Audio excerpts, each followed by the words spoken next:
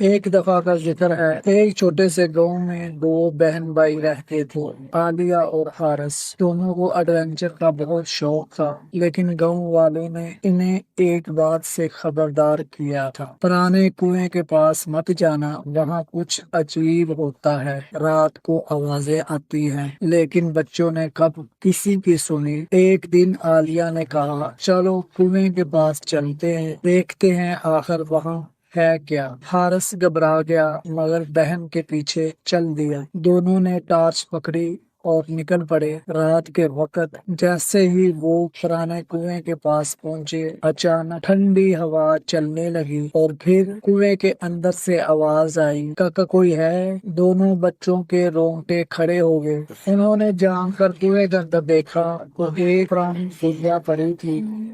اچانک گڑیا نے آنکھیں کھولی اور بولی، مجھے یہاں سے نکالو، میں قید ہوں۔ عالیہ اور حارث پیچھے ہٹ گئے۔ حارث بولا، یہ تو بول رہی ہے، یہ کوئی عام گڑیا نہیں ہے۔ عالیہ نے کہا، ہو سکتا ہے کوئی جادو ہو، لیکن اگر یہ مدد مانگ رہی ہے تو ہمیں مدد کرنی چاہیے۔ انہوں نے کنویں میں رسی ڈالی اور گڑیا کو نکال لیا۔ جیسے ہی گڑیا اوپر آئی، آسمان پر بادل گرجنے لگے اور آس پاس کے درختوں سے عجیب سی سرگوشیاں آنے لگی۔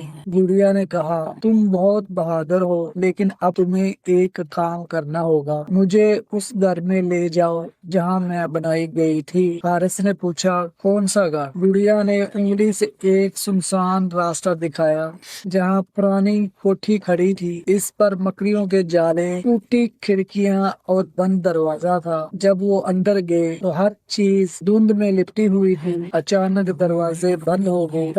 حارث چیخا مگر دروازہ لاک تھا۔ تب گڑیا نے کہا، ڈرو مت، یہ کوٹھی میری نانی کی ہے، میں ایک جادوگرنی کی گڑیا تھی، لیکن ایک دن کسی نے مجھے کنویں میں پھینک دیا، میری روح قید ہو گئی۔ اب تم نے مجھے آزاد کیا ہے تو بدلے میں تمہیں ایک انعام دوں گی۔ گڑیا نے آنکھیں بند کی اور بولی، تمہاری بہادری کی وجہ سے اب یہ کوٹھی تمہاری ہے، لیکن یاد رکھو، سچائی، ہمت اور نیکی کا انعام ہمیشہ ملتا ہے۔ اور پھر گڑیا آہستہ آہستہ غائب ہو گئی۔ دروازہ کھل گیا، بچے باہر آئے، صبح ہو چکی تھی۔ جب وہ گھر واپس پہنچے تو سب حیران تھے، اور وہ پرانا کنواں اب وہاں کچھ نہیں تھا۔ عالیہ نے حارث سے کہا، پتہ ہے ہمیں واقعہ کسی کی مدد کرنی تھی، اور اب ہمیں کبھی بغیر سوچے کوئی قدم نہیں اٹھانا چاہیے۔ بچوں، کبھی کسی کی پریشانی کو نظر انداز نہ کریں اور ڈر سے لڑنا سیکھیں۔ ہاں، تجسس اچھا ہے مگر حفاظت سب سے پہلے۔ اگر آپ کو یہ ڈراؤنی کہانی پسند آئی ہو تو لائک اور سبسکرائب ضرور کریں۔ اگر آپ کو گڑیا ملتی تو آپ کیا کرتے؟